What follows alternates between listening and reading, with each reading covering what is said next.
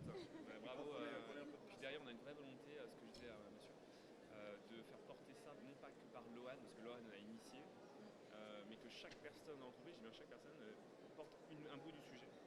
Très important. Pour que ce soit un projet global. Oui, on a pas tous 5 minutes. Pour le casque, c'est juste au moment des questions. Vous allez pouvoir Oui, c'est ça. en retour.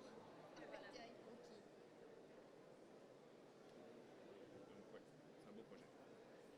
Mais après, il faudra qu'on ait Lucie, parce que de moins en moins, on sera spécifique numérique, on sera plus hégémonique, et du coup, l'idée, c'est vraiment d'engager l'entreprise dans une démarche très globale, pas que produit, pas que... c'est ce qu'on disait au départ. Lucie englobe numérique responsable ou... C'est intégré dedans. C'est intégré dedans, un sous-ensemble. C'est pas mal le visuel qui a été fait.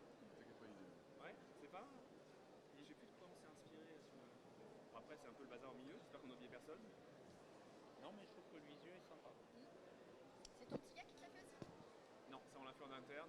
Et en fait, l'idée c'était que justement, l'atelier, si les gens ressortent de là, ne serait-ce qu'avec une compréhension un peu plus fine, parce qu'on voit que c'est un enjeu du PNAD, vite rien à ce que c'est les achats responsables, mais rien. Ni les lois, même les maires ne sont pas au courant que certains maires, j'ai vu un maire, il ne faut pas exagérer, il n'est pas au courant que les seuils d'appel d'offres sont à 40 000 maintenant. C'est vrai que c'était 20 000, 19. Non, mais c'est depuis 2019 que c'est comme ça. Depuis 2019. Oui, pour le Covid à la base. C'est avant Covid. Et c'est pour les travaux où ça a été relevé à Bonjour à tous, messieurs, dames. C'est pour les travaux que c'était relevé. Je pense qu'il faut que vous mettiez vos petits casques. Comme ça, vous nous entraînerez encore mieux. Pour éviter d'entendre le brouhaha du salon. Vous êtes encore quelques-uns à arriver, donc on va prendre le temps de commencer. Prenez vos casques. Ils doivent normalement se mettre sur on dès que vous les écartez. Et vous nous entendrez comme ça, d'autant mieux. Merci à tous d'être venus ce matin pour parler achat public responsable. Un atelier qui est intitulé 5 bonnes raisons de passer des intentions aux actes. Donc on va s'en tenir à 5, on verra, il y en aura peut-être une 6e, on ne sait jamais. En tout cas, vous verrez, l'objet il est de pouvoir défricher le sujet, vous expliquer un petit peu quels sont les acteurs de cet écosystème, et puis on espère que vous sortirez de cet atelier avec un certain nombre de savoirs et de bonnes pratiques à pouvoir répliquer chez vous. Cet atelier, il nous est proposé dans le cadre de ce salon, donc le CELAC, il nous est proposé par Hello RSE. Et on a avec nous Émeric Lequignot, qui est directeur général de Hello RSE, qui va nous dire à la fois pourquoi ils ont monté souhaité monter cette table ronde, notamment, et dans ce cadre-là. Et puis donc toi, tu es directeur général de Hello RSE. Donc Émeric, je te laisse prendre la main. Moi, je finalise juste pour vous dire que je m'appelle Antoine Chotard et je travaille pour l'agence de développement et d'innovation de Nouvelle-Aquitaine qui s'appelle ADI Nouvelle-Aquitaine. On a déjà parlé avec Sabine Jean Dubourg, ici présente aussi, achat responsable, mais plutôt sur le pan privé. On contribue à essayer d'animer en Nouvelle-Aquitaine sur ces sujets-là. Moi, je ne suis pas profondément un spécialiste du sujet, je pense que je vais apprendre aussi plein de choses ce jour-là. Mais on essaie de rejouer, mais cette fois avec la dimension achat public. Donc aussi, merci Sabine, tu nous diras tout à l'heure ce que tu fais. Émeric, n'hésite pas à introduire cette table et à nous présenter aussi Hello RSE.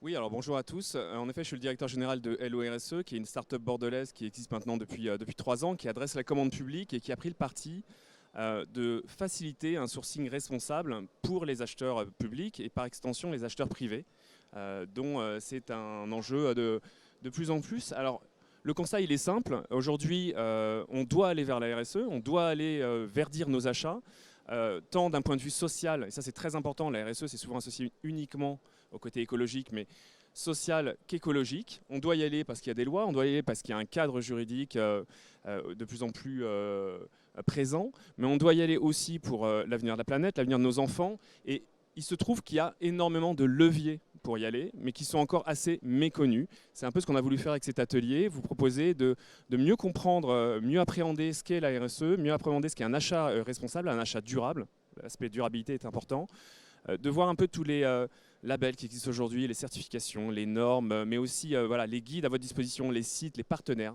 et vous en avez quelques-uns devant vous aujourd'hui. Et finalement de ressortir d'ici, si notre pari il sera réussi, si vous ressortez d'ici en sachant demain comment acheter donc, du coup, durable et responsable. Voilà. Donc, je vais passer la main à mes coparticipants et les laisser se présenter chacun, leur structure, leur fonction et on passera après. Très bien, merci Émeric. Donc on passe la parole à Salia Mariet, qui est directrice des productions à l'agence Lucie. Donc Salia, merci, vous êtes déplacée en plus pour venir, vous n'êtes pas d'ici depuis Bordeaux. Donc merci à vous. Vous nous dites un petit peu quel est votre métier, et puis surtout aussi ce qu'est l'agence Lucie. On a notre site web ouvert, mais je vous en prie. Merci. Bonjour à tous. Donc, je suis Salia Mariet, je suis la directrice des opérations de l'agence Lucie. Donc, l'agence Lucie, en fait, nous, on est une agence qui proposons des solutions pour s'engager justement dans la responsabilité sociétale. Et donc, on propose aussi bien des outils, donc pour notamment évaluer son niveau de maturité. On propose de la formation pour monter en compétence sur le sujet, de l'accompagnement en s'appuyant sur des partenaires, des experts partenaires, et aussi des labels, notamment des labels pour valoriser son engagement RSE, comme le label Lucie 26000, ou encore des labels thématiques, comme le label numérique responsable. Très bien, merci Salia. Alors avec nous, on a aussi monsieur Michael Eligon. Vous êtes notamment dans la cellule achat du conseil départemental de la Gironde. Dites-nous un petit peu quel est votre métier et comment le conseil départemental commence à s'engager sur ce sujet. Oui, bonjour à toutes et toutes. Le département effectivement est engagé depuis longtemps sur sa démarche d'achat responsable, puisqu'effectivement dès 2017 on avait pris des engagements avec un schéma de promotion des achats responsables qu'on a renouvelé en 2021. Effectivement, on est aussi membre du réseau 3AR. On est dans cette démarche qui est une démarche de réseau, notamment avec les collectivités sur la partie environnementale. 3AR, en fin de compte, qui propose des accompagnements par des webinaires sur un certain nombre de thématiques qu'on pourrait retrouver comme la voirie, la petite enfance, la restauration collective. Donc, 3AR, on est d'accord, c'est une association régionale de Nouvelle-Aquitaine. Et qui regroupe en effet dans ses adhérents plus de et partenaires 49 membres, effectivement. 49 membres. Okay.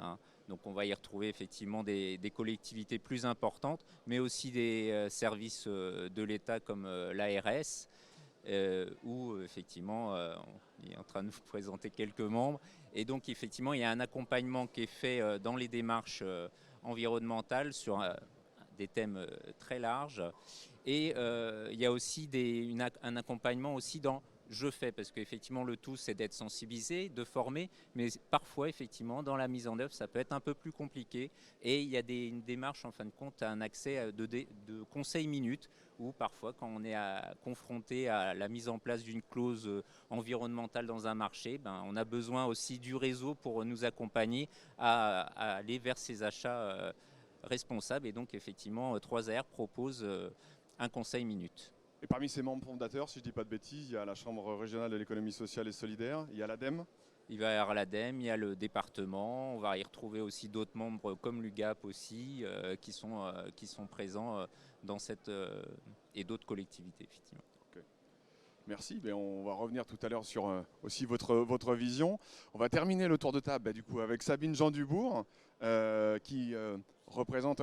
Tu es là aussi à titre de deux casquettes. J'ai une double casquette ce matin. Donc la première casquette, c'est celle de conseil, et on a accompagné nous chez The Lab et le RSE dans sa démarche, parce qu'ils voulaient avoir une démarche complètement sincère de plateforme responsable. Donc on les a accompagnés depuis l'été dernier, et ils ont bien appris les leçons. Ils ont bien travaillé. Et ensuite, j'ai une deuxième casquette, outre ma casquette de conseil. Donc, j'accompagne les entreprises au niveau, surtout les entreprises privées, de façon à être le plus responsable possible dans leurs achats. Puisque je suis une personne engagée, puisque cette fonction, je l'occupe depuis 2009, et je suis une personne engagée à ce niveau-là. Et j'ai une deuxième casquette ce matin parce que en tant que personne engagée, en tant qu'acheteur depuis 1996, j'anime au niveau de la région Nouvelle-Aquitaine le Conseil national des achats aux côtés du président qui est Luc Nicody, président directeur achat de Sabena. Et on essaye de développer comme 3AR, en partenariat avec 3AR, parce que nous on s'adresse plutôt aux acheteurs privés, mais aussi on a quelques acheteurs publics qui sont adhérents du CNA. En partenariat avec 3AR, on essaye de développer des bonnes pratiques achats vertueuses au niveau de la région Nouvelle-Aquitaine et de la France, parce qu'on fait pas mal de webinaires aussi qui sont disponibles sur le site de l'association. Voilà. On co-anime avec Antoine cette fin de matinée. Moi, je ne sais pas parler debout, assise, donc je me suis mise debout. J'espère que ça ne gêne personne.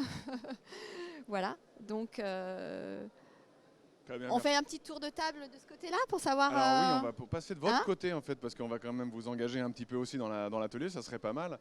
On a besoin de savoir, nous, depuis la table aussi, qui on a avec nous dans le public, même si on a une petite idée quand même. Peut-être si vous pouvez, on va vous demander une chose simple pour l'instant, Oui. levez la main si vous êtes plutôt sur un profil acheteur public. Ah oui, il y a des acteurs type comme le Gap qui peuvent être aussi représentés. Hein. On n'est pas représente pas l'ensemble du monde évidemment sur cette table, mais il y a des acteurs comme l'UGAP ou l'AMPA qui sont ici aussi qui nous rejoignent sur l'atelier. Et côté alors plutôt fournisseur ou offreur. Très bien. Il y en a doit qui ont avoir des une troisième doubles casquettes, catégorie, hein. alors. Il y a une catégorie qui a soit les deux casquettes, soit qui vient en tout cas pour certifier. Et la notion d'achat public responsable, pour vous c'est quelque chose qui est pour l'instant assez clair. Vous venez ici en convaincu et vous connaissez, ou vous ne connaissez pas. Donc le premier pan, qui c'est qui se sent plutôt à l'aise avec cette notion d'achat public responsable? D'accord. Vous pouvez sortir du coup, parce que vous n'allez rien avoir. Bon. Non, mais vous allez co-animer avec nous. Et j'imagine qu'en effet, sur les autres, vous êtes peut-être un peu moins à l'aise et vous cherchez quelques leviers d'information ou bonnes pratiques. Ça tombe bien, c'est pour ça qu'a été monté cet atelier. Alors, avant de rentrer dans un certain nombre de sujets, il faut quand même, en effet, mais tu as commencé, Aymeric, tout à l'heure à le rappeler, hein, qu'il y a un contexte aussi qui joue très très fort, à la fois un contexte réglementaire, la loi AGEC, évidemment sur les sujets, les lois anti-gaspillage, les lois climat et résilience. Hier, j'étais aussi au grand défi écologique de l'ADEME. On avait quelqu'un qui s'appelle Estelle Elisabeth-Goyen, qui s'occupe de l'économie circulaire, qui nous expliquait de quelle manière ils vont essayer de mettre sur tout type de biens de consommation, des nouvelles métriques sur l'efficacité énergétique et la façon dont, sur toute la chaîne, des biens vont être concernés. Donc on sent aussi une pression qui va être de plus en plus forte réglementaire, qui amène les acteurs à se dire qu'il n'y a plus le choix et que finalement, dans les achats, il faudra qu'on pense une forme peut-être aussi à un moment donné de coût global beaucoup plus large que la simple dimension coût tel qu'on pouvait l'entendre. Et puis l'objet de cette table, c'est en effet, comme l'a dit Aymeric, vous avez vu, il y a plein de logos sur cette slide, mais c'est de dire qu'il y a certainement des outils, des plateformes, des accompagnements qui peuvent être là pour vous aider. Donc ça va être l'objet évidemment de cet atelier. On pourra peut-être questionner le fait si oui ou non, vous me le direz, si finalement le secteur public est à maturité sur ces questions, ou en tout cas si c'est vraiment quelque chose qui est en train de prendre forme, notamment. Avant qu'on rentre sur certains sujets, peut-être, puisque c'est l'attente, on le sent bien, là, des gens qui sont venus avec nous retrouver, on va peut-être faire un petit tour rapide avec vous sur, pour vous, qu'est-ce que c'est qu'un achat public responsable? On va peut-être commencer. Tu es debout, Sabine. Allez, Non, moi je allons-y. commence pas parce que Tu veux c'est pas mon commencer? métier. Bah non, c'est mon D'accord, métier, bon, donc ça bah, m'intéresse de savoir. Alors, Michael, pour vous, un achat pour les public autres. responsable, c'est quoi? En fait, un achat public responsable, on est d'accord qu'on fait d'abord un achat public, donc c'est pour répondre à nos besoins. Mais compte tenu que l'achat public, ça représente 10% du produit intérieur brut, c'est aussi un levier de nos politiques publiques. Que ce soit effectivement dans le développement de nos territoires, que ce soit effectivement sur la question de la transition écologique ou sur l'insertion des personnes éloignées de l'emploi. Donc on voit que l'achat public a un vrai poids et comme a été dit tout à l'heure, effectivement, la commande publique et son code qui le régit, en fait, ont été régulièrement modifiés. On a vu qu'effectivement les choses s'accélèrent, puisqu'effectivement il y a eu la loi Egalim, il y a eu la loi ASAP, il y a la loi climat et résilience qui est la dernière. Et effectivement, le cadre réglementaire accompagne en fin de compte ces ambitions. Et on l'a vu, c'est vrai qu'avec la loi climat et résilience, le code a vraiment été modifié. Et si on prend un de ces articles emblématiques, qui est l'article 3.1, c'est que la commande publique participe à l'atteinte des objectifs de développement durable. Les 17 objectifs de développement durable, effectivement, qui ont été définis, mais dans leur dimension économique, sociale et environnementale. Donc on n'est pas uniquement sur un aspect purement social, purement environnemental, on prend aussi la question du développement de nos territoires. Voilà. Et au-delà de ces... Et puis effectivement, on va les prendre à différents moments du marché. Là, on rentre sur plus des éléments peut-être un peu plus techniques, mais on va le faire quand on va décrire notre besoin. Donc là, quand on va faire nos exigences, on peut le faire au moment où on va sélectionner les offres. et au moment aussi où on va faire l'exécution du marché. Donc on voit qu'on a aussi différents moments où on pourra prendre en compte ces éléments. Et au-delà de ces aspects réglementaires, il y a aussi des ambitions. Il y a le plan national des achats durables qui a été publié il y a un peu moins de 15 jours, où là, effectivement, on a un changement de contexte, puisque le présent plan national avait pour objectif 25% de marché ayant une considération environnementale, 25% de social et 30% d'environnemental. Aujourd'hui, on a un vrai changement, c'est-à-dire qu'on doit avoir 100% des marchés ayant une considération environnementale en 2025 et 30% ayant une considération sociale. Donc, sur la partie environnementale, on n'est plus dans on peut y aller, non, on doit y aller. C'est 100% de nos marchés. Et effectivement, on voit qu'il y a des ambitions qui sont fortes. Sur des collectivités, ça peut se traduire, et pour des collectivités qui sont importantes, typiquement celles du département, qui ont plus de 100 millions d'euros de dépenses annuelles, où on a des obligations d'écrire un schéma de promotion des achats socialement et écologiquement responsables. Le SPASER qui a vocation sans doute à être abaissé. Voilà. Et elles peuvent se concrétiser aussi à travers des chartes, comme la charte relations fournisseurs achats responsables du médiateur des entreprises. Alors si on vient sur ce sujet, oui vas-y. Donc un achat responsable, pour Michael, c'est un achat qui est un levier des politiques publiques et un levier de réponse aux objectifs de développement durable que se fixent les gouvernements, les différents gouvernements, et notamment un objectif de réduction de l'empreinte environnementale de nos achats publics. Et pas que, puisqu'il y a aussi un volet social et sociétal qui est important dans les achats publics responsables. On est d'accord ? C'est un achat qui répond à nos besoins, mais aussi qui est responsable sur les 3 axes qu'on a parlé tout à l'heure, le développement de nos territoires, l'environnement et le social. Ouais, super. Salia, côté Agence Lucie, vous, la perception de cet achat public responsable, c'est quoi en priorité ? Alors, les achats responsables font partie intégrante de la responsabilité sociétale des organisations, que l'on soit dans le privé ou dans le public. Et la responsabilité sociétale a été définie par la norme ISO 26000 qui a été publiée en 2010 et qui définit au niveau international, c'est la norme de référence, ce que c'est que la responsabilité sociétale. Et il y a 7 thématiques, et parmi ces 7 thématiques, il y a une thématique qui est l'éthique dans les pratiques des affaires, donc les achats responsables. Et dans cette thématique, on retrouve notamment 4 enjeux. La lutte contre la corruption, avoir des comportements éthiques envers ses concurrents, notamment en matière d'influence aussi, promouvoir la RSE dans sa chaîne d'approvisionnement, donc à la fois intégrer des critères RSE dans ses décisions d'achat, mais aussi inciter ses fournisseurs, ses partenaires à s'engager eux-mêmes dans une démarche de responsabilité sociétale pour proposer des produits, des services responsables. Et enfin, le dernier, c'est avoir des relations durables avec les fournisseurs, notamment respecter ses engagements, notamment en matière de délai de paiement, veiller au niveau de dépendance des fournisseurs et avoir une relation constructive pour innover avec ses fournisseurs. Ensuite, il y a eu en 2017 une nouvelle norme qui est venue préciser, enrichir, approfondir en fait la thématique proposée par l'ISO 26000 qui est l'ISO 20400. Et cette norme va venir notamment donner des éléments plus concrets et encore plus opérationnels pour mettre en place une démarche achat responsable. Et notamment, elle introduit des outils très intéressants, notamment le fait d'avoir une cartographie des risques et des opportunités, d'apprécier dans ces décisions d'achat l'analyse des coûts, l'ensemble des coûts sur le cycle de vie des produits, notamment pour pas justement décider de ces achats uniquement sur la base des prix, mais prendre en compte tout le coût que ça impacte sur l'utilisation jusqu'à la fin de vie du produit et du service. Il y a aussi l'écoute active des fournisseurs, donc avoir leur retour d'expérience et l'intégrer dans sa démarche. Et il y a aussi le sourcing responsable, et on y reviendra avec notamment Hello RSE. Voilà on va dire les deux principales normes qui définissent les achats responsables.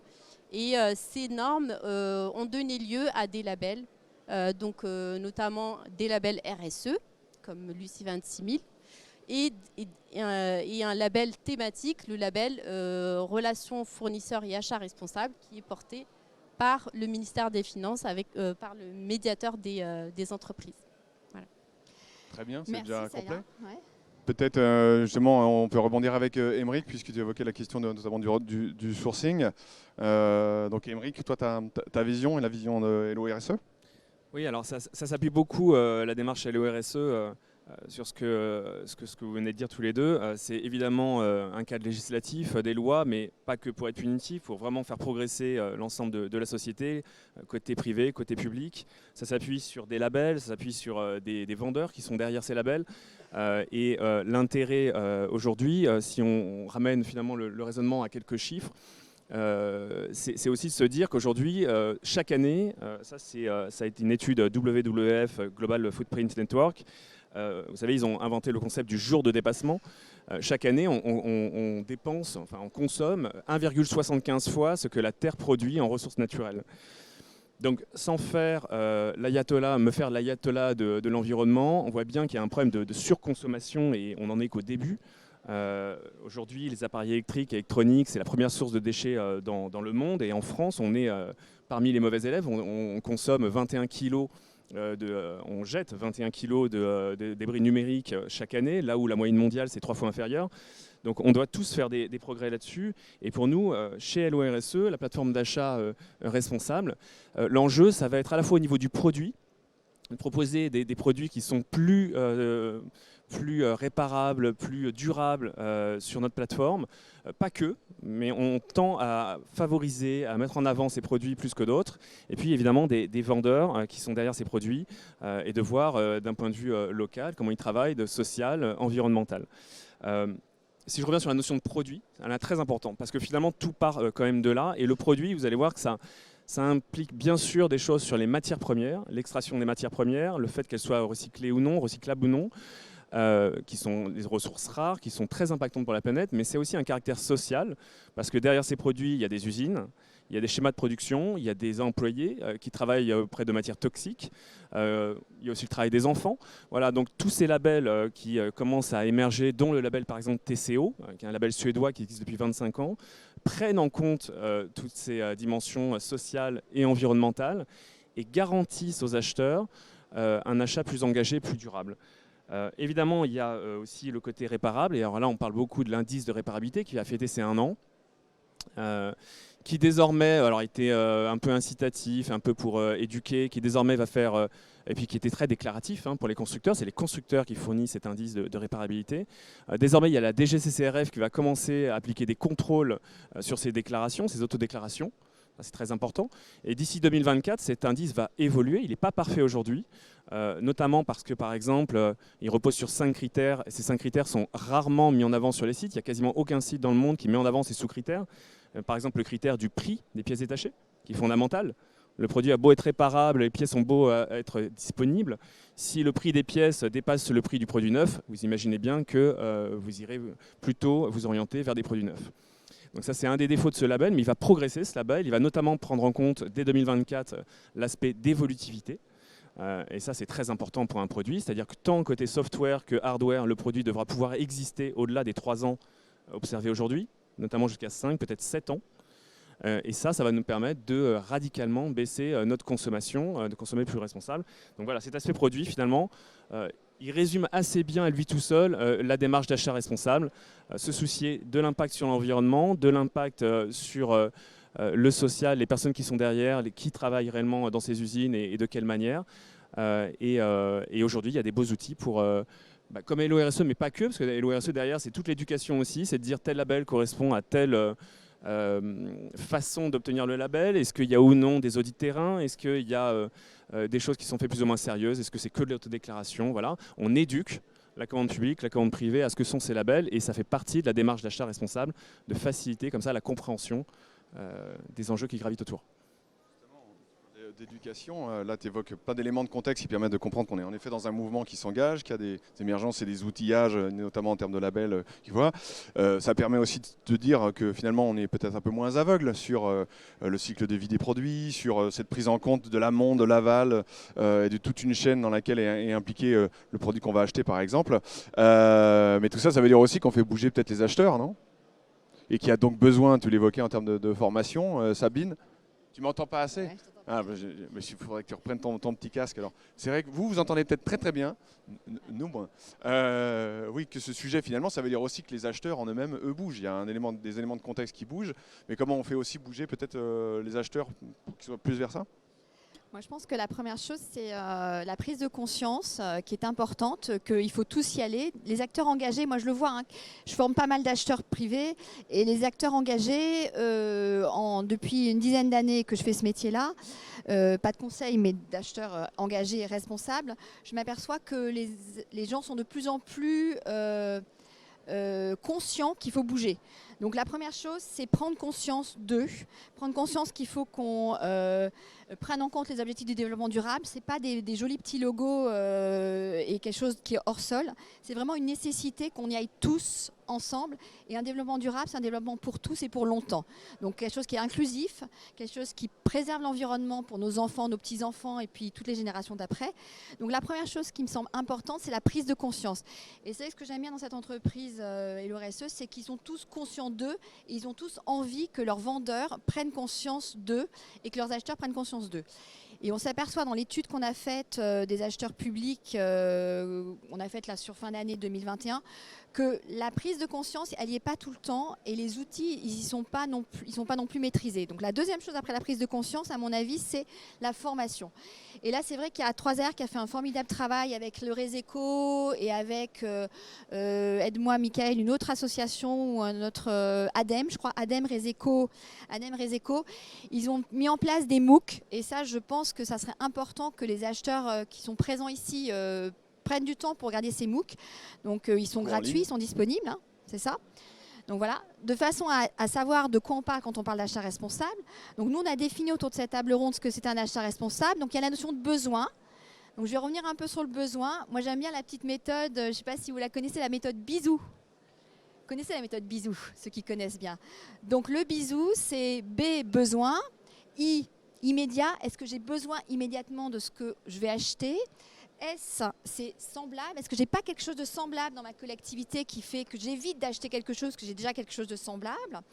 Ensuite, quelle est l'origine de ce que j'achète ? Et là, le label, il est vachement intéressant parce que des labels comme TCO qui garantissent des origines propres au niveau aussi bien social, sociétal qu'environnemental, c'est quand même vachement bien. Et ensuite, quelle est l'utilité de ce que je vais acheter ? C'est-à-dire, je me pose la question...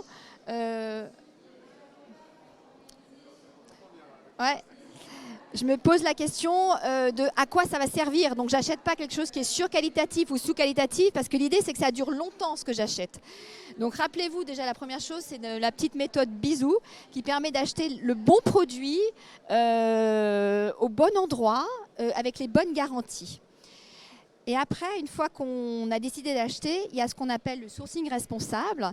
Et puis là, le sourcing responsable, il se fait donc auprès d'un fournisseur responsable, donc d'un fournisseur labellisé. Et là, on a la chance d'avoir sur la table ronde une représentante du label Lucie 26000, qui est un des labels français. Il y a aussi le label de l'AFNOR, y-engage RSE. Donc on est obligé d'en parler aussi de l'AFNOR. Donc Lucie 26000, c'est un label holistique sur tous les aspects de la RSE, donc aussi bien l'environnemental que le social que le sociétal. Et d'avoir des fournisseurs qui sont soit Lucie 26000, soit comme Hello RSE, label numérique responsable, qui est finalement la déclinaison métier liée aux impacts de l'entreprise sur l'environnement et sur la société, eh bien c'est déjà un gage de qualité. Donc déjà on coche une case en tant qu'acheteur, mon fournisseur est responsable. Une fois que j'ai identifié mon fournisseur responsable, qu'il a les labels qu'il faut, type Lucie 26000, type label NR, numérique responsable, comme Hello RSE, eh bien je vais sourcer un produit responsable. Et mon produit responsable, c'est un produit qui a les impacts que tout produit a, minimisé par rapport à l'environnement, maximisé par rapport à la société. Donc ça peut être un produit reconditionné par une entreprise adaptée, donc qui favorise l'emploi des personnes handicapées. Ça peut être un produit issu du recyclage, donc qui diminue le poids qu'on a quand on fait nos achats sur nos ressources, puisque Aymeric l'a dit, nos ressources sont limitées, le monde il est fini. Et on utilise déjà beaucoup trop de terre chaque année.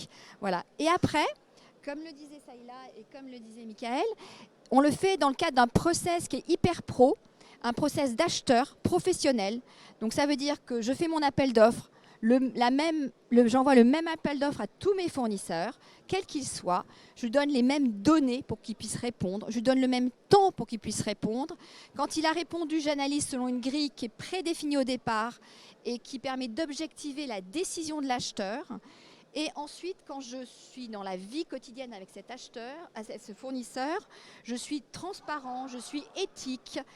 Et grâce à ce genre de process parfait, comme il y a dans beaucoup de services achats, il y a beaucoup de services achats qui suivent ce genre de process, mais je sais que je n'ai pas de corruption, je sais que j'ai une relation durable avec mon fournisseur et je peux même me faire labelliser avec ce label qui est porté par l'agence Lucie, par le Conseil national des achats et par les services de l'État, la médiation, label relation fournisseur responsable. Et j'ai bouclé la boucle. Je me suis posé la question de mon besoin. Je me suis posé la question de à qui j'achète. Est-ce que mon fournisseur, il est vraiment responsable sur tous les aspects? Ensuite, je me suis posé la question de ce que j'achète. Est-ce que le produit que j'achète, il est responsable?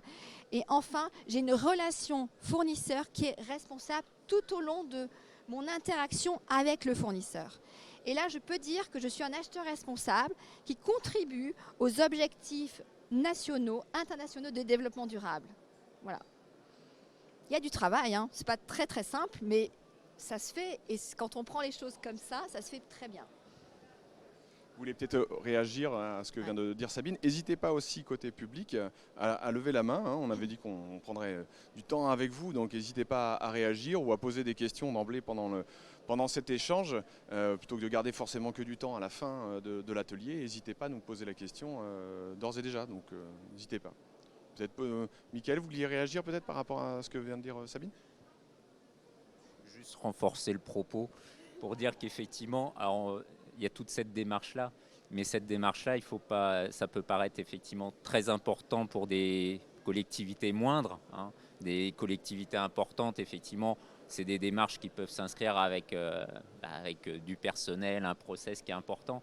Mais quelle que soit de toute façon la taille de la collectivité et même la nôtre, c'est vraiment la question de se former, de se former, et notamment on pourrait le retrouver avec 3R, se former à ce qu'est l'achat responsable, et puis faire partie des réseaux. Parce que nous-mêmes, on ne traite pas tous les sujets, on n'a pas les capacités de traiter tous les sujets, et forcément, on s'appuie sur ce qu'a pu faire une autre collectivité, que ce soit sur de la voirie, que ce soit sur de la fourniture, mais que ce soit sur un aspect environnemental ou social.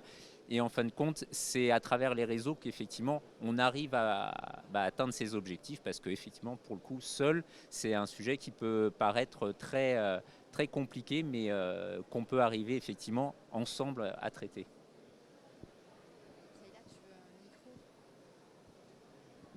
Alors, Sabine a très bien expliqué, hein, très simplement, la mise en œuvre d'une démarche responsable. Bravo. Moi, je compléterais juste en disant que, en fait, la mise en place d'une démarche achat responsable, c'est déjà, vous pouvez commencer par vous informer comme vous le faites aujourd'hui, en venant à cette table ronde, vous former sur le sujet. Et c'est ça qui va vous permettre en fait, d'intégrer les principes d'un achat responsable à votre cœur de métier en tant qu'acheteur ou en tant que vendeur. Donc, ce n'est pas quelque chose qui va venir se superposer à ce que vous faites. C'est au contraire quelque chose qui va s'intégrer dans vos pratiques. Et en l'intégrant dans vos pratiques, vous allez contribuer non seulement à la performance de votre organisation en tant que collectivité ou en tant qu'entreprise, parce que vous allez pouvoir avoir des produits qui vont répondre à vos besoins, mais aussi vous coûter moins cher au final, parce que vous aurez pris en compte des critères autres que le prix facial. Et ça va aussi produire des impacts positifs sur le territoire, pour vos parties prenantes, pour vos fournisseurs, pour vos clients. Donc on a tout à gagner en fait à mettre en place les principes des achats responsables. Et aujourd'hui, on a des défis à relever, notamment sur le plan environnemental, répondre à la raréfaction des ressources, de l'énergie, des matières premières, le réchauffement climatique. Donc aujourd'hui, les acheteurs et les vendeurs aussi, les fournisseurs de leur côté, jouent un rôle clé pour répondre à ces enjeux. Alors peut-être sur cette dimension, justement sur les intérêts propres en fait à chaque famille d'acteurs. Sur les structures publiques, on l'imagine bien, on pourra en reparler peut-être en termes d'emploi local, d'insertion locale, de compliant en effet aussi avec un certain nombre de lois. Mais sur les structures privées, il y a aussi d'autres impacts qui sont la motivation des salariés, jouer aussi sur la marque employeur, faire bouger un peu les coûts de production. Donc au-delà de s'engager aussi directement pour la planète, il y a aussi des effets concrets peut-être sur les structures privées. On a quand même pas mal de gens qui ont peut-être plutôt un profil fournisseur ici. Donc ça, c'est peut-être important aussi de leur rappeler. Et surtout, ce qu'il faut aussi rappeler, c'est que c'est une démarche d'amélioration continue qui est la norme de la responsabilité sociétale et environnementale qui est la ISO 26000 dont on a parlé, et la déclinaison métier qui est la 20400 métier achat dont on a aussi parlé. Il y a un mot-clé là-dedans, c'est l'amélioration continue en fait.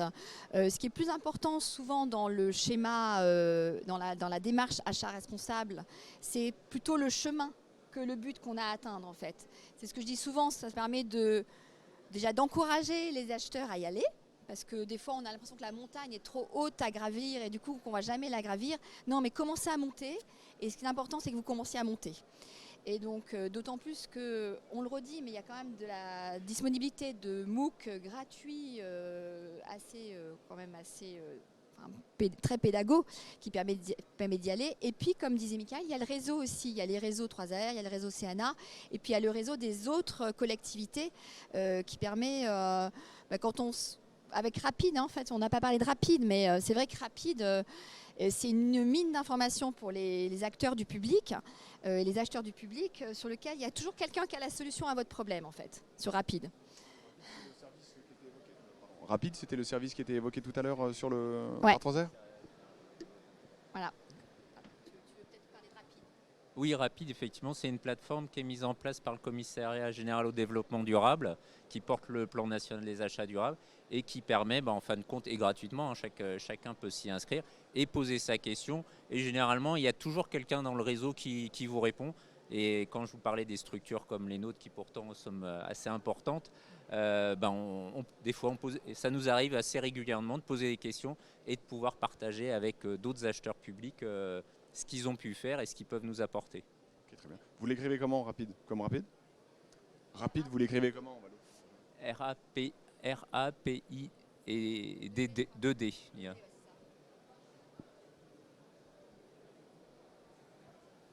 Voilà. Ok, très bien. Voilà. Vous tapez cette adresse et effectivement vous tomberez dessus. Donc vraiment la question effectivement du partage et du réseau. Et pour compléter ce que disait Antoine par rapport à effectivement les impacts, les bénéfices d'une démarche achat responsable, en fait, déjà il y a une étude qui commence à dater un petit peu, mais qui a été publiée en 2016 de France Stratégie, qui montrait qu'il y avait une corrélation entre engagement RSE des entreprises et la performance économique de ces entreprises. Et il y a une performance supérieure de 13% dans les organisations, les entreprises qui sont engagées en matière de RSE. Donc déjà, quand on s'engage dans une démarche de responsabilité sociétale, on a une pérennité, une performance économique plus importante.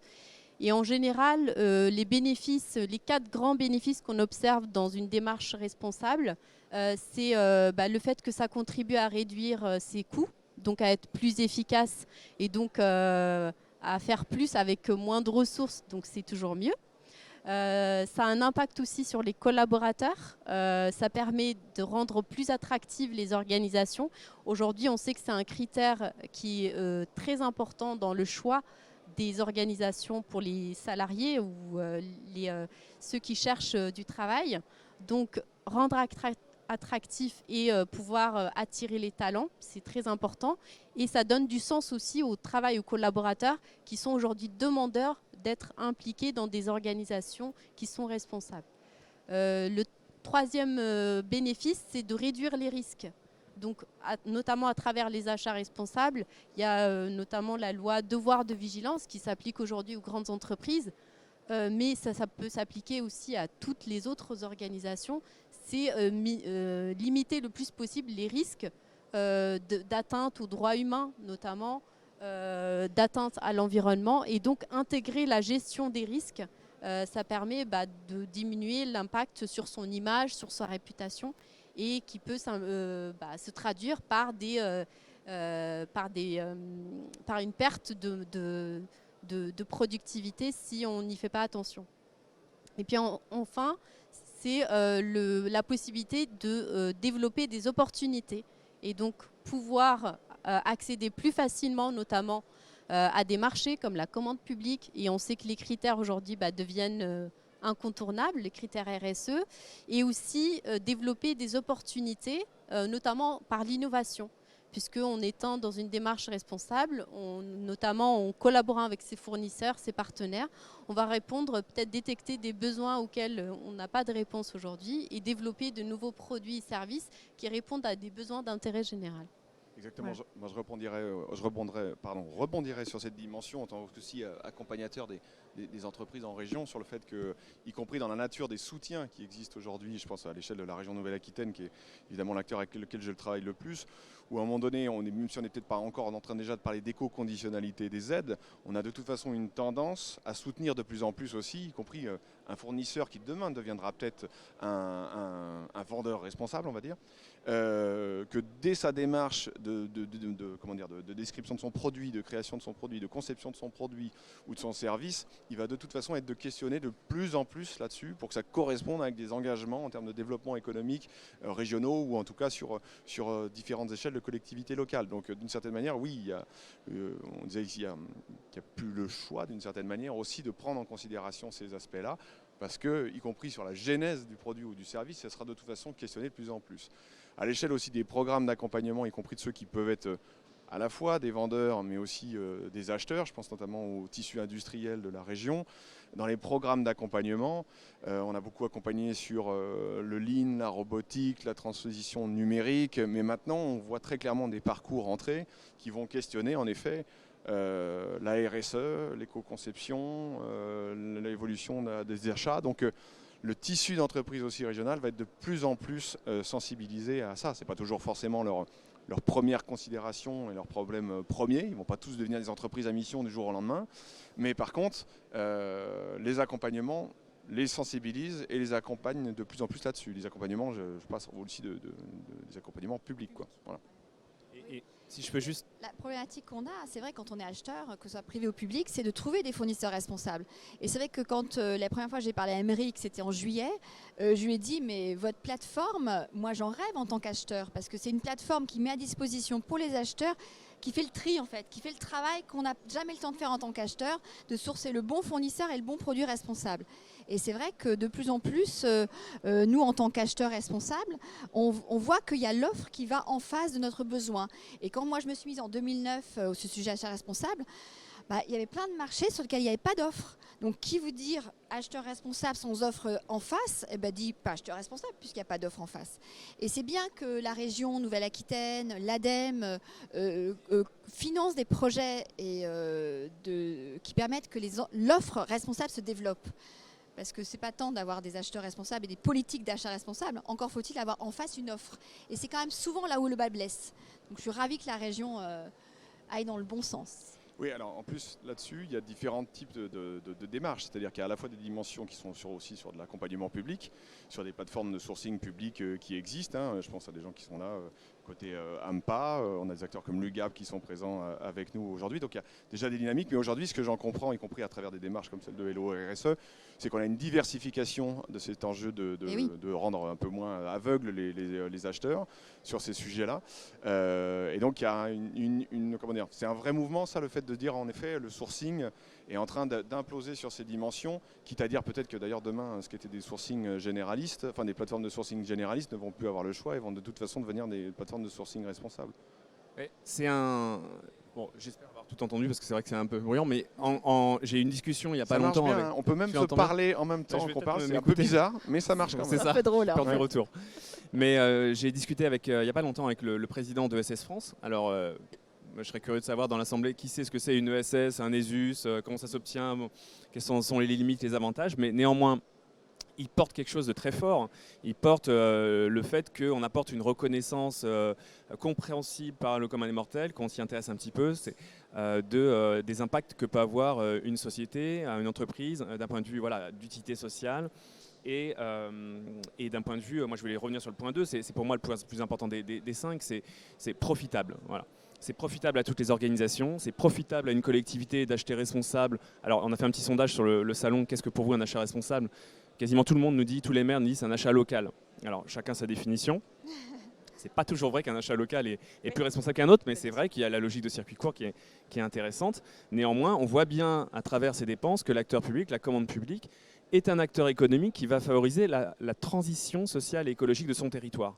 Et donc forcément, il va avoir à cœur d'aller chercher des entreprises comme en effet des EA qui emploient minimum 55% de personnes en situation de handicap, des ESAT qui emploient 100% de handicapés, des sociétés qui vont s'intéresser au bien-être, à la réinsertion des personnes éloignées de l'emploi, et ça va être donc profitable pour le territoire.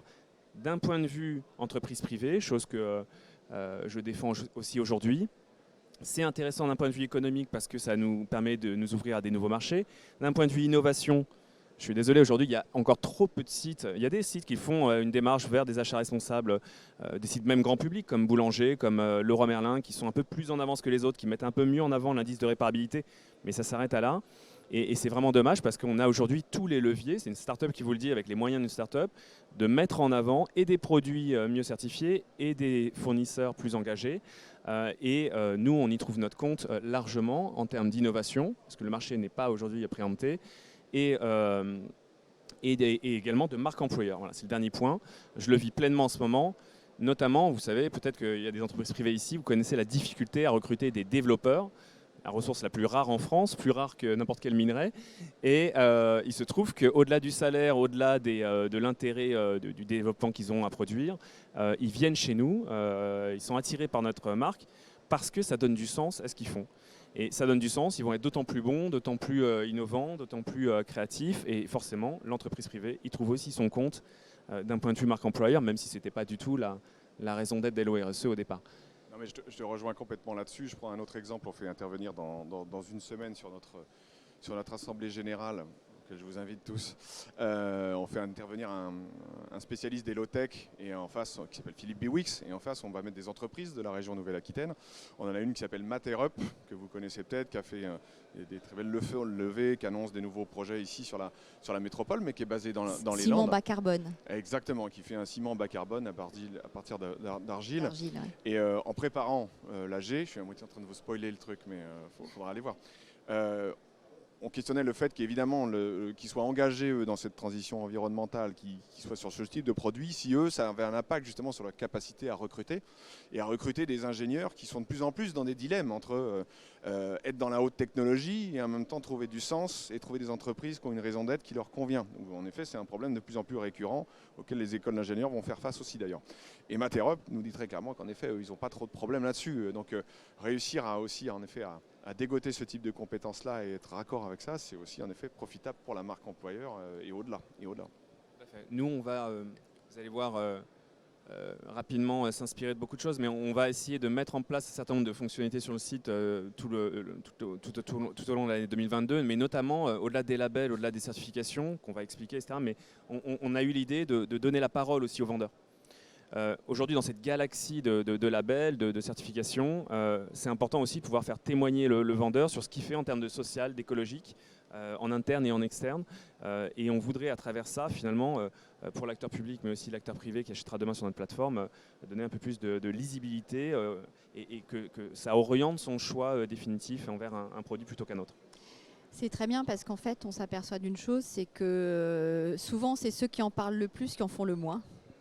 Parce qu'en fait, quand on est une entreprise avec une bonne com, bon service communication, et ben on peut montrer plein de choses. Et en fait, quand on est une petite entreprise, on a moins les moyens de montrer ce qu'on fait en fait. Et c'est bien de vous positionner en tant que porte-voix en fait des acteurs responsables. On s'aperçoit souvent, il y a beaucoup de PME qui sont très responsables parce que, en fait, quand on est un patron de PME ou de start-up, sa force vive, ses employés, on est au contact au quotidien de toute sa force vive, de tous ses employés. Et on sait que c'est un asset extrêmement important. Donc, on y fait attention, en fait. On fait attention que la qualité de vie au travail soit bonne. On fait attention que l'employé y trouve un sens dans ce qu'il fait, etc. Et on n'en parle pas parce que ça paraît une telle évidence pour le patron de PME qu'on n'en parle pas. Alors que les grandes vont beaucoup en parler. Donc c'est bravo d'être porte-voix de ces initiatives-là. Je parle que des initiatives sociales. Mickaël, vous vouliez réagir peut-être ? Oui, c'était sur l'aspect profitable parce que sur effectivement faire des achats responsables, on va tout de suite penser qu'effectivement ça va coûter plus cher. Alors effectivement, sur certains sujets, je parlais sur le papier recyclé par rapport à du papier à fibre vierge, même s'il est PEFC, ça effectivement, on va arriver sur des choses plus chères. Et on parlait tout à l'heure de coûts. Il n'y a pas que le coût d'acquisition. Effectivement, on peut avoir il faut qu'on prenne aussi tous les coûts qu'il y a autour. Et il y a 2 exemples récents là qui me viennent parce qu'on est en train de travailler là-dessus. Effectivement, c'est sur des couches qui seraient compostables, donc ça veut dire qu'elles ont des matériaux qui sont complètement naturels et qui ont vocation à devenir compostables. Donc typiquement sur ce type de coût qui représente quand même, c'est le 3e poste de déchets en France, les couches. Si effectivement on travaille, notamment dans nos collectivités, on ne parle pas de chacun chez soi, mais sur nos collectivités, quand on parle de crèches, et donc effectivement on pourrait travailler là-dessus. Et là aussi, on voit bien que les coûts du déchet va devenir de plus en plus importants. Et demain, pouvoir traiter ces couches en faisant des couches compostables, c'est un vrai enjeu, sachant qu'il y a une expérimentation qui est en cours par une entreprise de Gironde qui est Mundao et qui fait ce travail-là. Et en plus, effectivement, le travail de compostage est fait par une entreprise adaptée. Donc on voit qu'on est sur un cercle qui est complètement vertueux. Et qui donc questionne aussi la capacité de sourcing sur le territoire et de mise en relation des acteurs pour décloisonner au maximum. Enfin, je ne vais pas du tout faire ma pub, mais tout à l'heure je vous parlais de Néo Business en Nouvelle-Aquitaine, sur lequel on a fait des émissions avec Sabine. C'est aussi cette idée-là de dire qu'il y a plein d'acteurs qui existent déjà pour créer des synergies dans ces domaines, mais peut-être que c'est encore pas toujours évident justement de mieux faire se rencontrer tout ce monde-là. Le plus compliqué, c'est le sourcing pour l'acheteur responsable en fait. Parce qu'effectivement, en fait, on les a rencontrés parce qu'on a fait participer et organiser un business to business avec la Cresse Nouvelle-Aquitaine et on les a rencontrés à ce moment-là. Et un deuxième exemple, et pareil, c'était à ce même endroit, c'était la question des jouets. Aujourd'hui, effectivement, il y a une entreprise adaptée, pareil, qui est en train de travailler qui est Réagir, qui est en train de travailler sur les jouets. Aujourd'hui, un jouet, ça a une durée de vie d'à peu près 15 ans, c'est utilisé à peu près 8 mois. Donc cette entreprise a un travail de récupération des jouets qui ne sont pas neufs, de les remettre en état et autres, mais elle a aussi récupère les jouets invendus ou des jouets qui sont légèrement abîmés dans les magasins et qui ont avec des tarifs qui sont 30 à 50% moins chers. Donc on voit qu'on peut aussi lier de faire de l'achat responsable et en même temps de faire de la performance économique. Et c'est aussi cet aspect-là, parce qu'on ne prend pas que effectivement le coût d'acquisition, mais on va prendre aussi, pour les coûts, je parlais tout à l'heure du coût global avec les déchets, où là, et par exemple avec les jouets, on va acheter des jouets moins chers et qui en tout cas auront une utilité et auront leur fonctionnalité qui sera totalement pleine. Oui, et du coup ça veut dire que vous travaillez aussi à une recomposition des filières aussi sur le territoire et qu'un certain nombre de flux, y compris le flux de déchets par du réemploi, par de la valorisation, permettent aussi de structurer sur le territoire autre chose. Donc derrière une logique et d'achat responsable ou de revalorisation, vous avez aussi une logique de développement territorial et de développement économique territorial qui s'en trouve bousculée. Donc c'est ça aussi qui est quand même important de rappeler, c'est que ces achats publics responsables ou même les achats responsables, y compris dans les entreprises, c'est aussi pour, on va dire, booster une RSE et une stratégie de transition qui est quand même beaucoup plus forte et qui va questionner la transformation, y compris de la collectivité. C'est vraiment la question des achats aussi qui développent nos territoires. Exactement. Émeric, Parce que vous voulez réagir ? un achat, quand on s'occupe de la fin de vie de nos achats, et quand on revalorise en fin de vie les produits, enfin quand on valorise les produits quand ils ne sont pas enfouis, c'est en termes de création d'emplois, c'est énorme et surtout c'est local en général.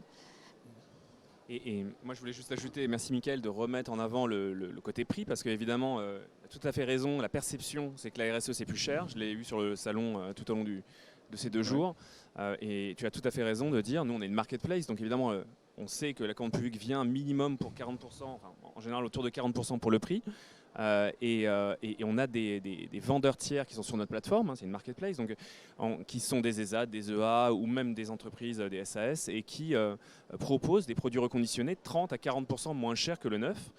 Je crois que dans le domaine informatique, il n'y a que 40% aujourd'hui des produits qui sont réellement recyclés, 6% sur les téléphones, tout le monde a un smartphone, hein, je crois 3 Français sur 4, et il n'y a que encore trop peu de reconditionnés, alors que c'est d'un point de vue économique aussi un énorme levier pour les acheteurs privés et publics. Tout à fait, tout à fait.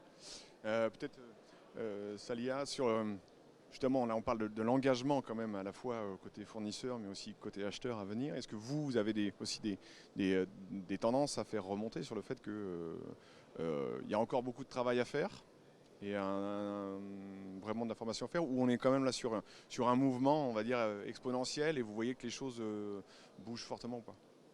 Alors, je dirais qu'il y a encore beaucoup à faire, surtout dans les petites organisations, les petites collectivités, les TPE-PME. Et notamment, l'un des premiers leviers, l'un des premiers freins, on va dire, à une démarche achat responsable, c'est le manque de compétences, d'expertise dans l'organisation. Et donc, et notamment, on le voit à travers le dernier baromètre publié par l'Observatoire des achats responsables. On le voit clairement qu'aujourd'hui, c'est insuffisant. Et donc vraiment, le premier levier, c'est de monter en compétence sur le sujet. Et si vous n'avez pas la possibilité d'avoir une expertise en interne, c'est de vous faire accompagner aussi par des experts sur le sujet. Donc ça, c'est important. Après, les autres leviers dans les achats responsables qui sont aujourd'hui vraiment très important, c'est de ne pas oublier l'urgence, de répondre à l'urgence climatique et de vraiment prendre en compte les émissions carbone dans les actes d'achat. Donc ça, c'est insuffisamment pris en compte. Et aussi l'impact sur la biodiversité.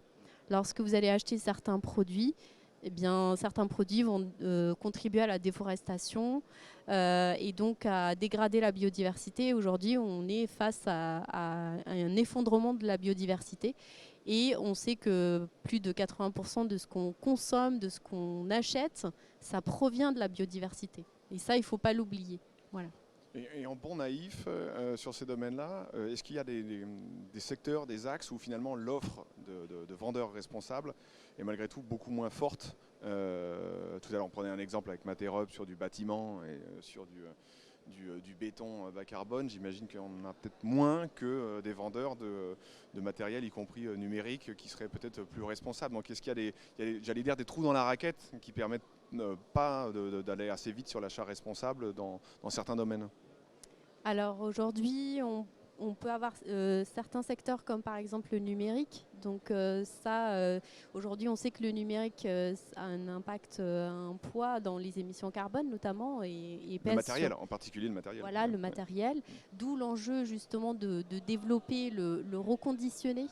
Le seconde main. Donc en fait, basculer vers un modèle d'économie circulaire, réutiliser le plus possible les produits et aussi allonger la durée de vie des produits.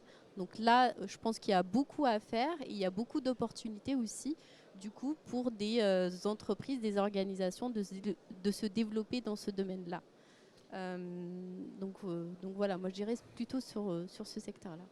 Mickaël, peut-être sur les, juste peut-être d'abord Mickaël sur les, justement ces trous dans la raquette potentiels, et puis peut-être sur le point formation qu'on évoquait, parce que j'imagine que côté conseil départemental, à la fois vous êtes vous formé en interne, mais vous contribuez peut-être aussi à évidemment accompagner les autres collectivités présentes sur le département. Voilà, sur ces deux aspects. Effectivement, sur les segments, on voit bien qu'il y a un mouvement qui est en cours. Hein. Même on voit par rapport où on était, les organisations publiques, on était l'année dernière, c'est ce que sort. On était à 13% sur l'environnement, des marchés qui ont une considération environnementale. Donc on voit que nous, on a un travail. Il faut aussi qu'on accompagne l'offre, parce que l'offre aussi, elle évolue. Ce n'est pas l'idée non plus d'exclure, puisque l'idée de la commande publique, c'est aussi de donner l'accès. Mais on est là aussi dans l'accompagnement. C'est aussi pour ça qu'on communique aux entreprises, on leur indique où on va. Mais c'est effectivement sur des sujets, le bâtiment, c'est un sujet qui est pleinement pris en compte par le secteur, et notamment effectivement sur les collèges qui sont en construction par le département. On est sur des constructions E+C-, donc on est vraiment sur des exigences qui sont très fortes. Mais effectivement, c'est plus des entreprises locales qui ont ces difficultés, et c'est là où il faut que nous, acheteurs publics, on veille effectivement à ce qu'elles soient toujours dans l'accès à la commande publique, pour que nous, on puisse toujours avoir cette diversité. Et il faut vraiment qu'on les accompagne. On a 5 ans effectivement pour changer notre vision de la commande publique vis-à-vis des entreprises. Et je pense que c'est effectivement des secteurs qui sont plus ou moins avancés, mais l'idée c'est qu'on fasse avancer toutes les entreprises vers ça.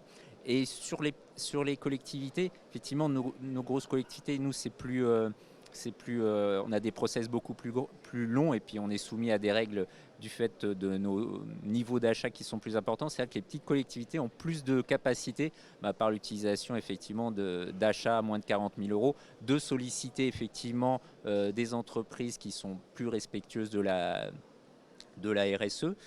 Et donc effectivement, c'est un des leviers qu'elles peuvent avoir. Et là, elles peuvent s'appuyer sur les réseaux pour aller chercher, que ce soit la Crest Nouvelle-Aquitaine, que ce soit, on peut le voir, il y a une nouvelle plateforme ministérielle, c'est la plateforme de l'insertion qui va recenser effectivement toutes les entreprises sur le handicap et l'insertion, qui va les identifier. Mais ça peut être aussi des centrales d'achat comme l'UGAP qui aujourd'hui effectivement développent leur offre RSE.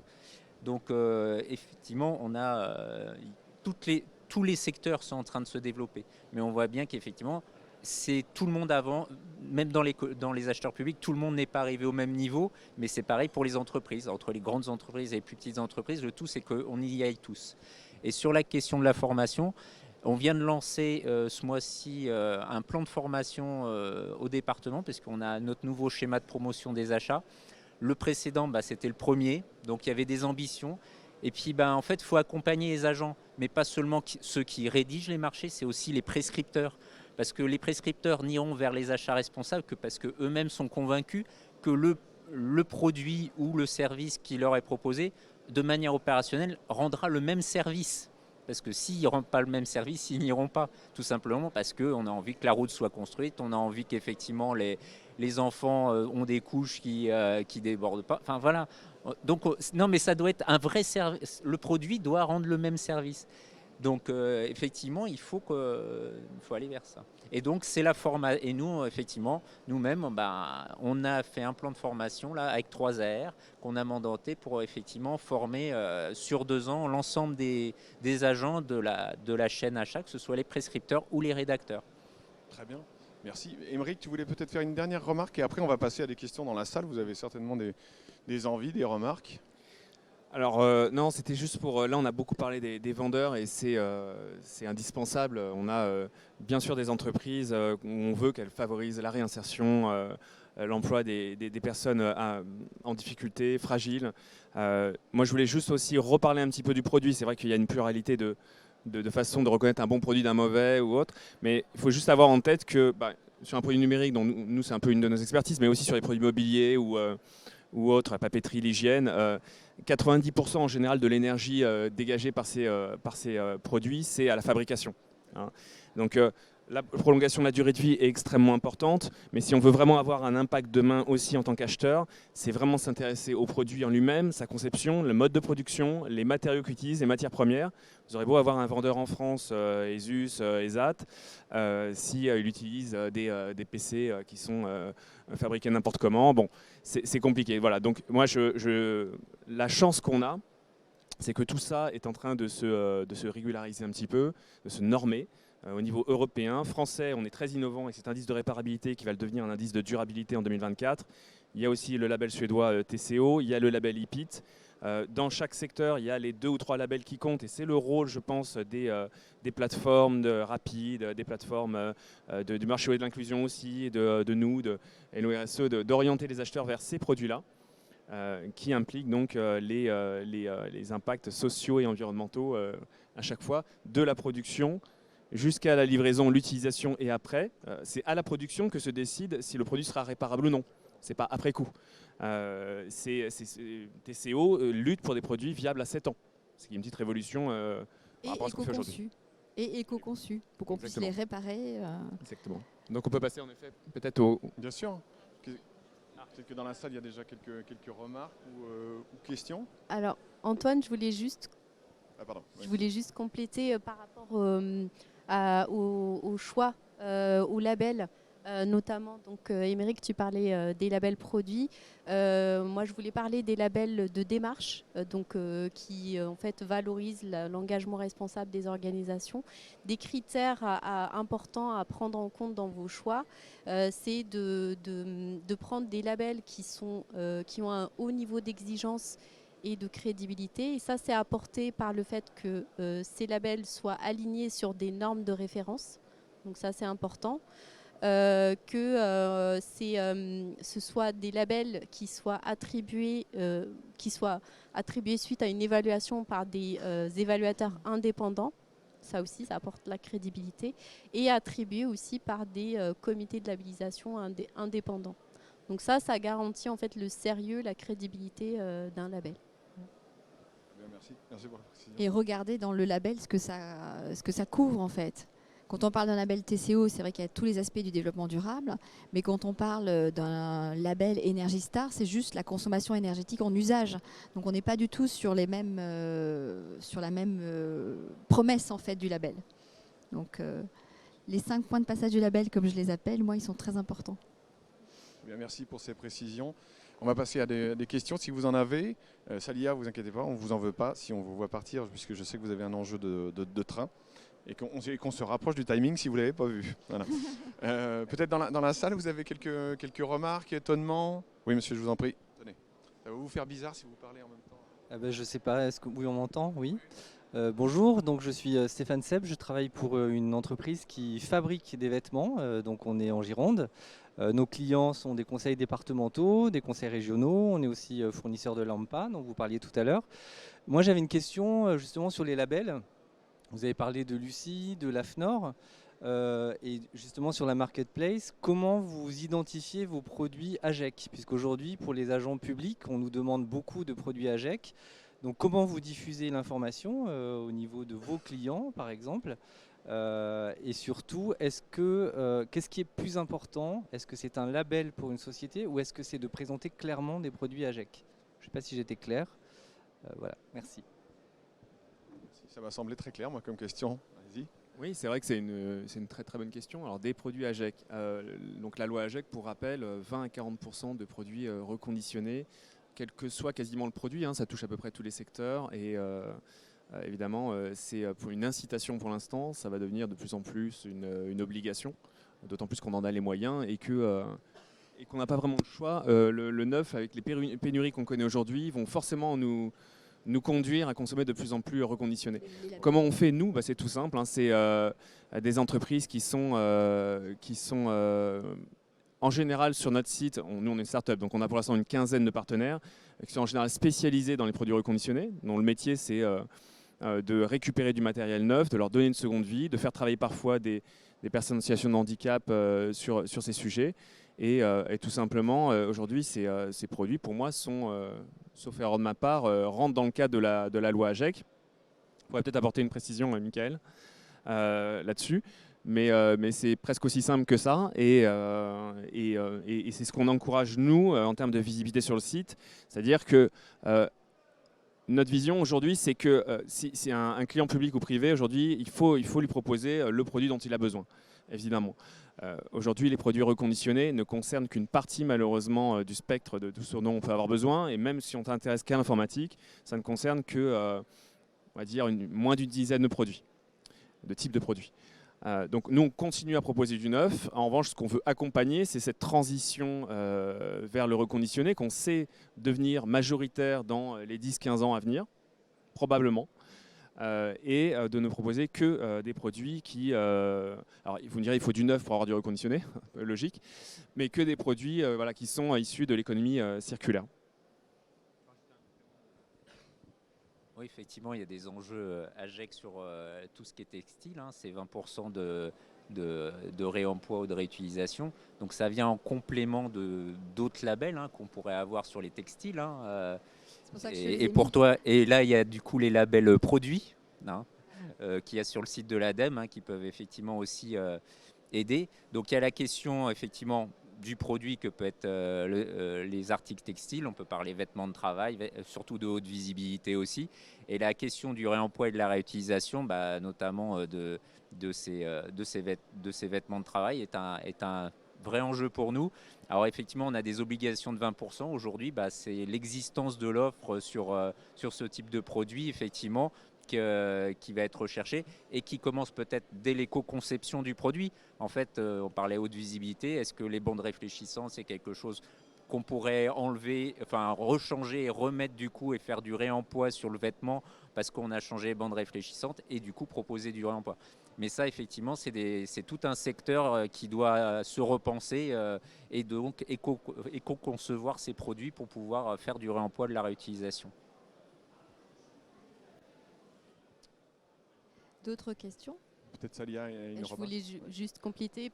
En fait, dans les différents labels, on les retrouve aussi le fait de favoriser justement des produits éco-responsables, dont les produits AGEC.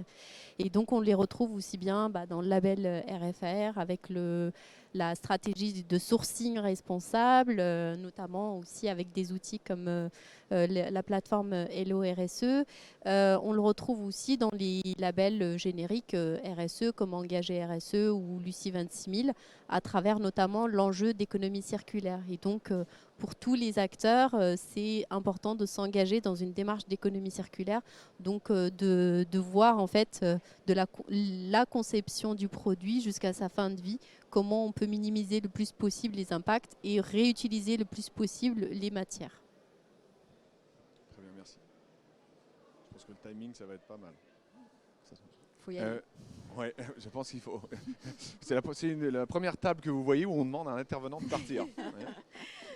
Merci en tout cas, j'ai été ravie de participer à cette table. Merci à Émeric de m'avoir invité. Merci. À Sabine et Antoine d'avoir animé super bien cette table ronde. Et puis ravie d'avoir fait ta connaissance, Mickaël. Eh bien, je vous souhaite une bonne continuation pour cette table et puis je vous dis à très bientôt. Et si vous avez des questions, n'hésitez pas à me les faire tout à fait. suivre. Voilà. Merci. Très Bonne journée. Merci beaucoup. Est-ce que vous avez encore des remarques, des questions?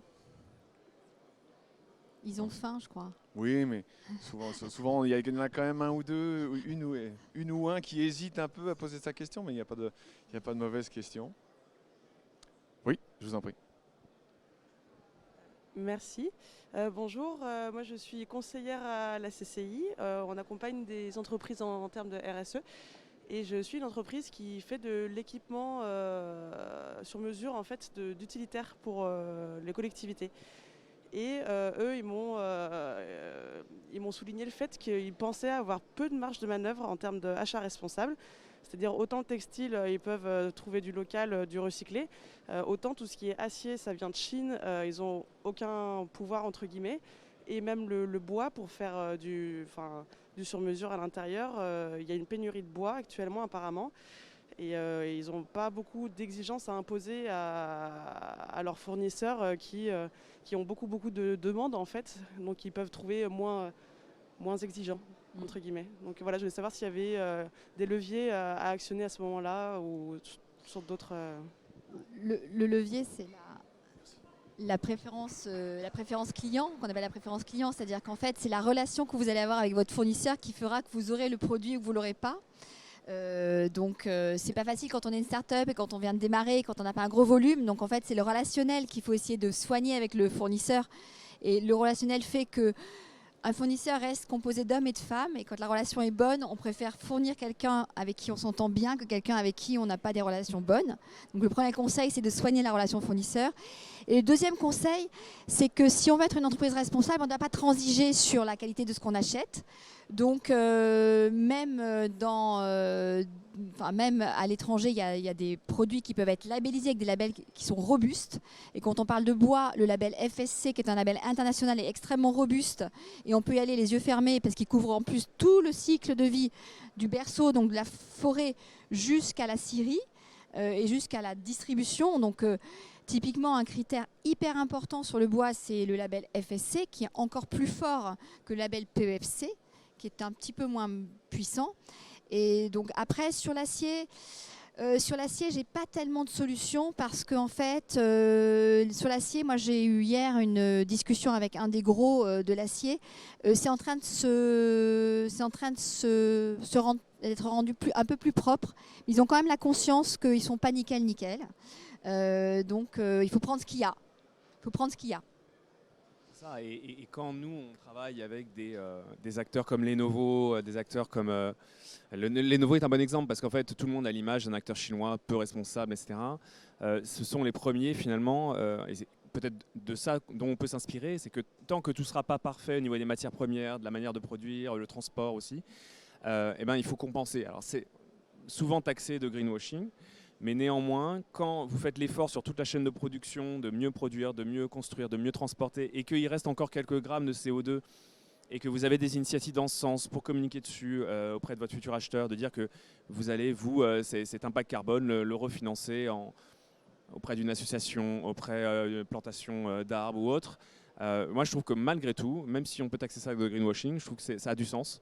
Ça a du sens, et c'est ce que fait Lenovo, où ils proposent en bout de chaîne d'achat aux consommateurs de compenser. C'est ce que faisait aussi, il me semble, la SNCF, à une époque où je travaillais avec eux, en fin de parcours client, d'arrondir pour compenser. Voilà, donc même si on est le plus propre du monde, on n'est jamais à 100% clean et il faut compenser jusqu'au jour où on arrivera à produire 100% responsable. D'autres questions ? Est-ce que ça a répondu à vos attentes, cet atelier Oui. Ça va. Oui, c'est bien. Bon, tant mieux, vous avez été très attentifs. On va du coup, je pense, clore cet atelier. Aymeric, j'ai l'impression que tu veux Les gens ont faim. Un dernier mot. Mais en effet, vous avez faim, nous avons faim. Donc on va vous remercier pour votre écoute, pour les applaudissements, pour nos intervenants. On les remercie d'avoir pensé à monter cet atelier et puis aussi qu'on puisse avoir cette diversité sur la table. Merci aussi Michael Eligon de nous avoir rejoints à ce titre sur E3AR et évidemment sur le conseil départemental de la Gironde. C'était important qu'on ait évidemment un acheteur public autour de la table. Merci Sabine, nous ça devient une habitude, on fera une troisième fois bientôt, il n'y a pas de souci. On va aller sur BI parler. Voilà. Eh oui, alors c'était pour conclure justement sur l'événement, c'est ce que je voulais dire, c'est qu'il y a évidemment plein d'acteurs qui travaillent sur ce sujet-là. Il y a le salon BI, en effet, où l'UGAP est aussi très impliqué, qui aura lieu, si je ne dis pas de bêtises, le 28 juin, qui est un salon national, c'est ça, qui sur les...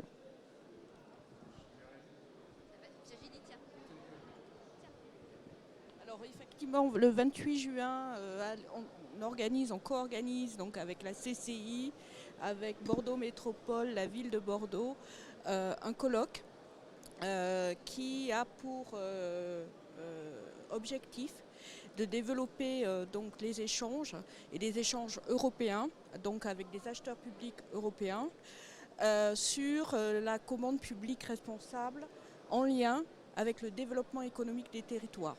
C'est-à-dire qu'on pense véritablement que pour développer la commande responsable, il faut qu'elle passe évidemment aussi et beaucoup par le développement économique des territoires. Alors le territoire, c'est le territoire local, mais c'est aussi le territoire régional, national, européen.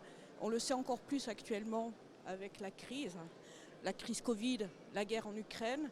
Les marchés stratégiques, c'est repenser les filières, la réindustrialisation au niveau local, au niveau européen. Et c'est aussi accompagner au travers de marchés pas locaux, parce que nous n'avons pas le droit de faire des marchés locaux en matière de réglementation de la commande publique, mais faire des marchés de proximité et développer aussi ces marchés de proximité de manière intelligente. Donc ce colloque sera ouvert à tout le monde, aux acheteurs publics, aux entreprises, puisque ce colloque est un colloque digital d'abord. On a envoyé des invitations à plus de 40 000 cibles en France concernant les acheteurs publics. Donc il vous suffira. Donc ce colloque s'appelle Bordeaux Échange Européen. C'est le colloque BI. Et vous faites #BI 2022. Vous aurez toutes les informations. La plateforme ouvre le 7 avril. Très bien, on retient la date. Merci pour cette info. Je compléterai qu'on aura aussi des actions avec 3AR. Dans le cadre, justement tout à l'heure je vous parlais de Néo Business en Nouvelle-Aquitaine, qui est une plateforme aussi B2B où on cherche à décloisonner le plus possible, qu'on a monté avec le club des ETI, la région Nouvelle-Aquitaine et le Conseil national des achats. On proposera dans quelques mois un salon des achats inversé justement au Palais de la Bourse. Mais on montera aussi des temps qu'on appelle des mini Néo Business et on en fera un où on mettra les acteurs justement des achats dans la boucle. Mais on en a beaucoup parlé avec 3R pour le moment, justement sur ce lien aussi entre achat public responsable et notamment sur les questions de réemploi et d'innovation qu'on peut avoir autour de la valeur des déchets et du réemploi. Donc voilà. L'écosystème vous proposera de toute façon de quoi continuer à parler de ce sujet primordial et très intéressant. Donc merci à vous. Bon salon si vous restez encore toute la journée évidemment. Et puis à bientôt sur d'autres temps de cette nature-là. Merci à vous tous.